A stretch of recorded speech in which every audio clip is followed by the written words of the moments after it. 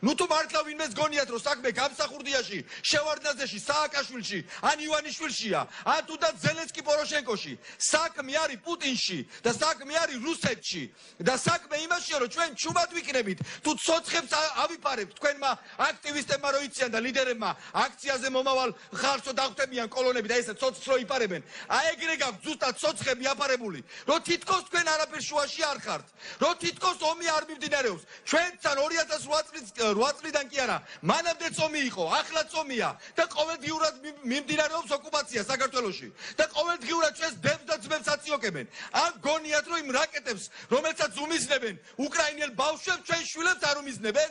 თუ გონიათ როცა კლავენ უკრაინელებს, ან ქალებს, ან ჯარისკაცებს, რომ არ გვიკლავენ ჩვენ ძმებს და თქვენ გონიათ რომ აი ეხლა მოდით შირგვებში დავждეთ, არაფერი არ ვთქვათ და მერე რა? თქვენ მართლა გონიათ რომ ვინმეს მიზეზი უნდა აქ შემოსაჭრელად? არანაირი მიზეზი არ უნდა პუტინს აქ რო შემოვიდეს და როცა დავრჩებით ჩვენ მარტო ცივილიზებული სამყაროსგან გარიყულები, აი მერე მართლა დაგვერხევა თქვენსავე ენაზე რო გითხრათ, აბა სხვანაირი ენა თქვენ არ გესმით. ახლა უნდა ვიდგეთ ცივილიზებული მსოფლიოს გვერდით, უკრაინის გვერდით, სოლიდარობას უნდა უცხადებდეთ. რა დროს კამათია აქ და ახლა უნდა ვსაუბრობდე იმ აი ესეთი საუბარი უნდა გქონდეს აქ. ვის რუსეთურ მეუბანზე ლაპარაკობთ? გავლიროვიდან დაწყებული პოზნერს მე უმასპინძლე აქ იმაში პანდემიის დროს და მე დავატარებდი რესტორანში და მე უწელავდი ელარს თუ თქვენ.